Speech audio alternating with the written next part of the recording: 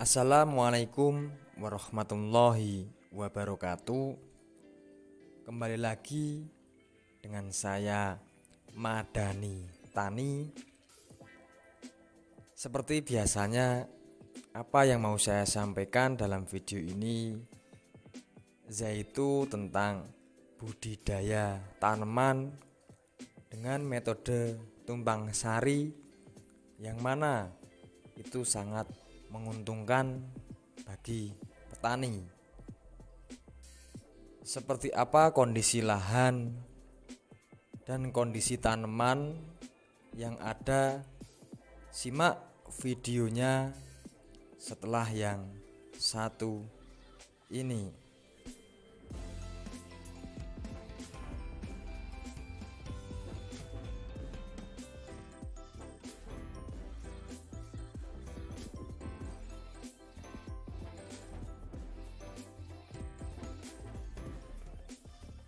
Baik sahabat petani semua, sebelum kita masuk dalam konteks pembahasan tentang budidaya tanaman gambas dan tanaman cabai, alangkah lebih baiknya kita simak dulu produktivitas dan kondisi tanaman yang ada.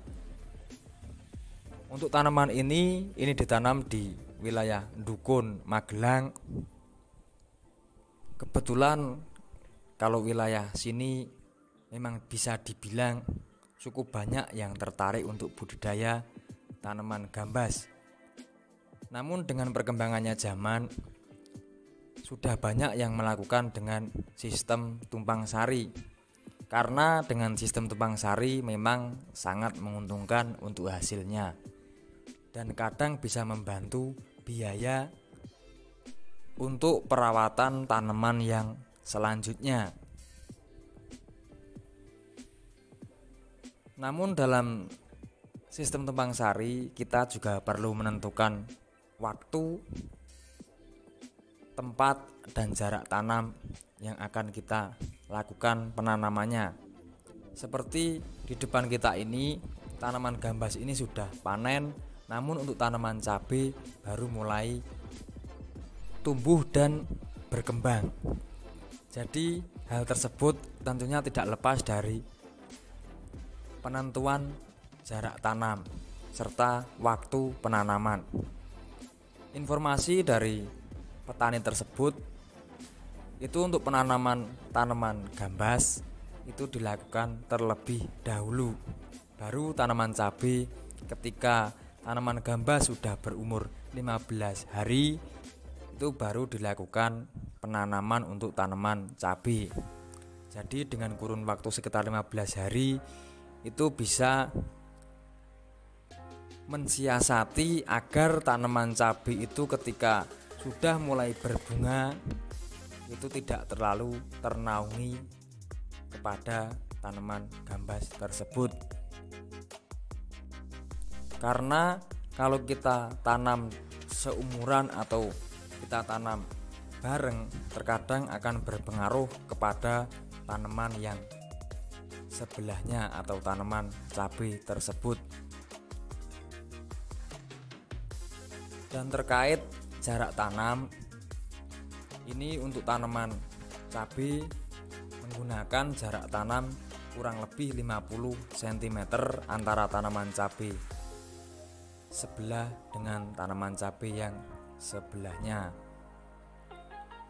Serta untuk tanaman gambas itu menggunakan penanaman di bawah dengan jarak tanam 20 cm antara tanaman cabai yang di atasnya. Namun posisi penanaman ini tidak beriringan dengan tanaman cabai, jadi di antara tengah-tengah tanaman cabai. Serta untuk jarak tanam gambas ini menggunakan jarak tanam 1 meter. Kenapa dilakukan dengan jarak tanam 1 meter? Karena sifat tanaman gambas itu daunnya lebat dan daunnya merambat. Nanti kalau kita tanam dengan jarak 50, cenderung tanaman itu akan terlalu menaungi tanaman cabai yang ada, sehingga sedikit banyak nanti akan berpengaruh kepada tanaman cabai atau biasa dibilang etiolasi. Dan untuk sistem perawatan, karena kita melakukan tumpang sari, itu wajib kelembaban tanah itu terjaga dan penyemprotan itu juga harus kontinu atau bisa disebut rutin, serta pengocoran juga harus rutin dengan kurun waktu 5 sampai maksimal 7 hari itu harus dilakukan pengocoran maupun penyemprotan. Dan untuk menunjang keberhasilan dalam budidaya, kita perlu memilih pupuk maupun nutrisi yang kita yakini. Terkait pupuk dan nutrisi mungkin tidak akan saya bahas di sini karena pupuk dan nutrisi itu sudah menjadi patokan dan keyakinan wajib untuk berbudidaya. Mungkin kadang petani sudah tahu apa yang harus diterapkan. Dan yang jelas untuk pupuk kocor itu wajib dikocorkan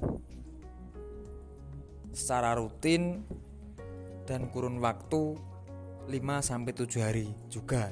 Karena dengan tanaman tumpang sari itu sangat membutuhkan kebutuhan nutrisi yang cukup banyak, terutama melalui pengocoran. Karena kalau kita kocor, harapannya perakaran bisa menyerap apa yang kita berikan sehingga kedua tanaman tersebut bisa tumbuh beriringan serta tidak mengurangi beban satu sama lain.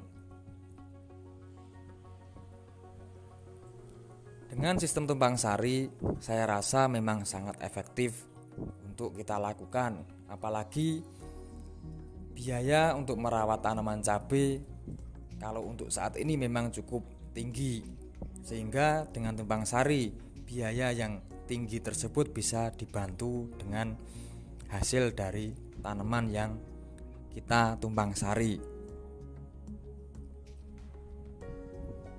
Jadi video ini hanya sekedar informasi atau gambaran jarak atau jeda waktu, dan dengan tumpang sari kita perlu penambahan pupuk ataupun nutrisi agar tidak saling mengalahkan.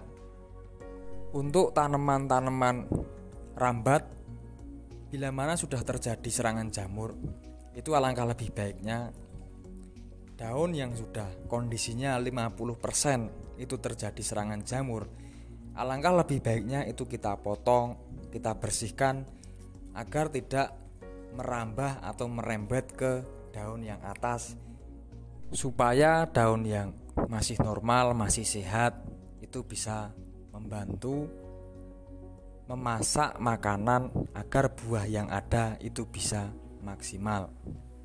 Karena daun yang sudah terkena serangan jamur dan bahkan itu sudah kering, itu daunnya sudah rusak, alangkah lebih baiknya memang kita bersihkan.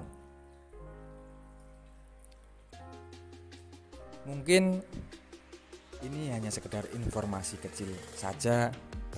Semoga ini ada manfaatnya, dan untuk ketidakjelasan tentang penyampaian bisa ditanyakan di kolom komentar.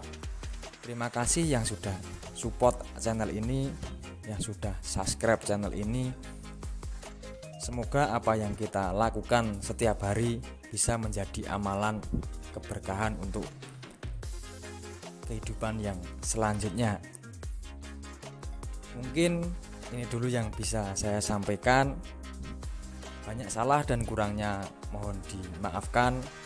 Wassalamualaikum warahmatullahi wabarakatuh.